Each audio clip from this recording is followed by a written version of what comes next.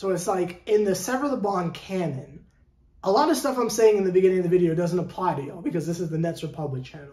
But like, if you follow all of my channels, it's gotta be a wild experience for y'all. Because it's like, if you're just looking at the timeline, it's like, okay, boom on him, right, like new video on Hoodie Fish, right? New video on the Sever the Bond channel. 2 minutes later, new video on a Nets Republic. Like the Sever the Bond, like chronological canon across all the different channels I'm on has gotta be interesting for y'all. Like if I'm saying like, okay, today's video day, I'm gonna knock 3 of them out and post them on all 3 channels. That's what I'm doing today. That has got to be crazy for y'all. So shout out to individuals who are watching me on every channel that I'm active on, because it's got to be fun to see. The tone is different, the vibes are different, the language, the vocabulary is different, the format is different, but it's still good on me. So it's just shout out to people who are like on the Sever the Bond trip here on YouTube. But that's neither here nor there. Welcome back to Nets Republic. Still in the process of moving, so I ain't got everything up. But the next videos you see from me should be at the new Nets Republic headquarters. But that's neither here nor there. So one more in front of this wall in my bedroom, and then we'll be in the new setup. You see the title of the video. It is that magical time of year again. Where as a true fan of a team, and I think we can all relate to this. I know there are narratives of me which are warranted. Like again, I'm wearing a Hawks shirt in a Nets Republic video. I get it. There are several narratives of me that are a little bit insane, that are self-inflicted. But I think one thing we can all agree on is my passion for the Nets, because this video alone is a typical passionate fan syndrome, typical passionate fan logic here. I have been bashing Mikal Bridges since we got the man. I have been not impressed with Cam Johnson since we acquired Buddy, especially since the contract. There's nothing particularly fascinating about them to me. I was never sold. I've made it very clear that I am a part of that Cam Thomas camp and that Claxton camp. Maybe y'all forgot about what those two do, but they're the stars of the team in my book. When I play 2K, I'm feeding them the ball and Ben, but that's neither here nor there. This is that part of the summer where I become delusional in my fandom, and here we go. So join me on this journey, because we do this every summer. I'm starting to like Mikal Bridges and Cam Johnson, and I'm not watching the U.S. games because I don't care, and the WNBA is going on, so it's like, watch the Dream lose, watch America blow countries out. You know what I mean? And it's not like the Olympics either, so it's like I don't particularly care. Like exhibition FIBA games to me are the equivalent of the All-Star game. Like, I don't care, it's not canon. But from some of the highlights I've been seeing, and I've been playing a little bit more 2K than usual, I gotta be honest with you. The team is the team is pretty good, and I'm not gonna walk anything back, but Mikal's pretty nice. I ain't gonna lie to you. And you're coming down the court with Ben Simmons, right? You got Mikal right there.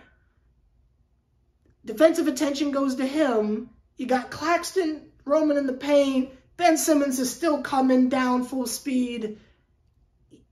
You got Cam Johnson on the other side or next to him. I mean, it's just,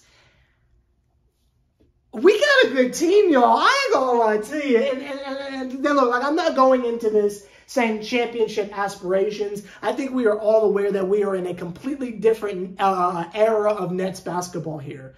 But this is a pretty, I don't want to say fun because that's nasty. This is a pretty good team we finna trot out there. Mikal alone is like, oh, we got Mikal, you know what I mean? Then you got Cam, and they got the chemistry, and they play defense, and they're snipers.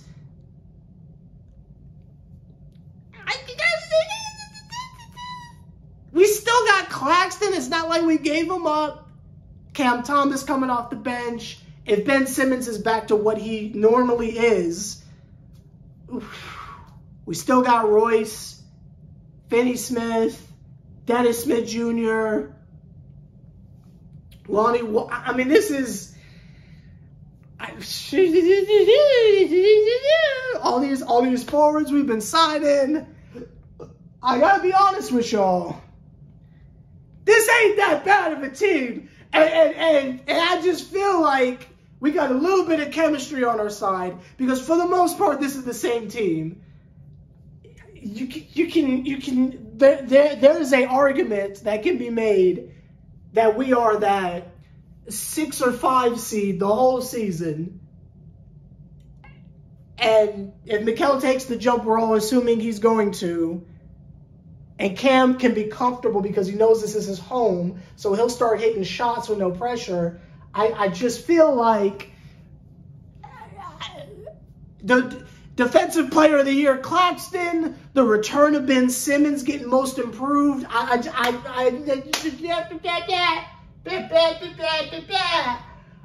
gonna lie to y'all.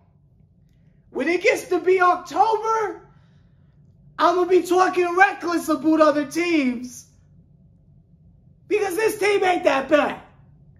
Now, I stand on everything I've been saying. Nothing has changed. It's just, it's that time of year where there's optimism afoot. I mean, do y'all see the way other fan bases talk about Mikal Bridges?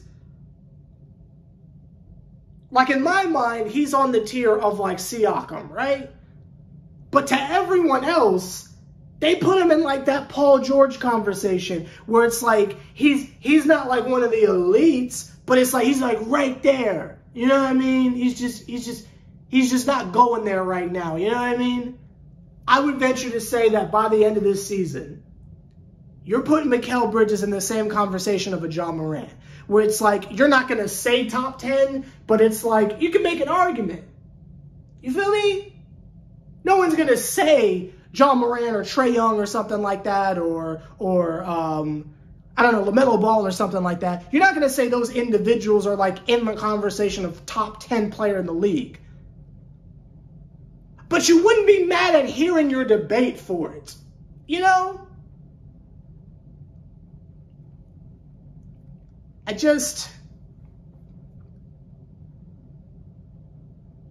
could be MVP. Look, I don't know if it's just that time of year where I get overly optimistic about the Nets. I don't know. I just feel like the ceiling is so high, and there's no one's expecting us to do anything.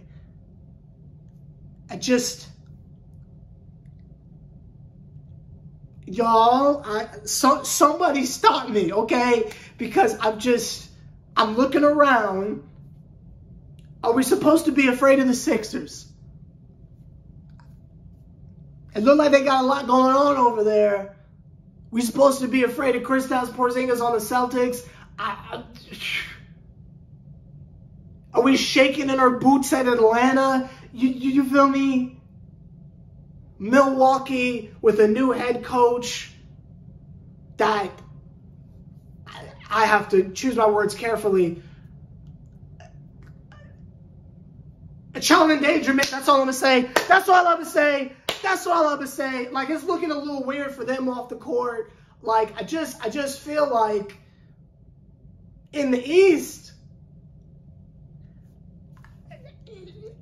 I'm just saying, other teams need to be aware.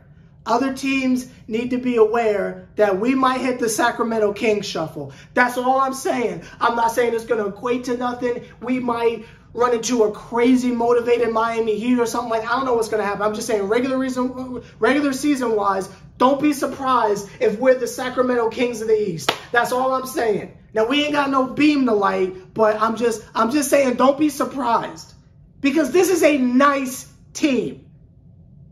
And if Mikal is about to take the leap, I think he's about to, you pair that with prime Ben Simmons. Notice how I kicked him off the prime just then. Prime Ben Simmons. Defensive Player of the Year, Claxton. Cam Johnson. Them dudes. Them dudes. And we still got Spencer Dinwiddie. I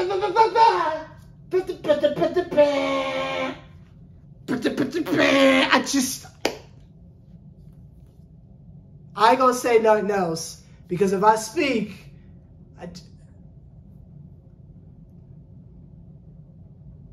I'm calling it right now. Mikal Bridges is getting MVP next year. I'm bought in. I'm bought in. I'm drinking the Kool-Aid. I'm drinking the gentrified Kool-Aid from the juice bar that used to be your grandparents' apartment complex. I'm bought in.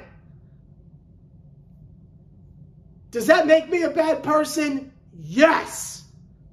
But does it make me a fan? You betcha. You bet your sweet bippy it does.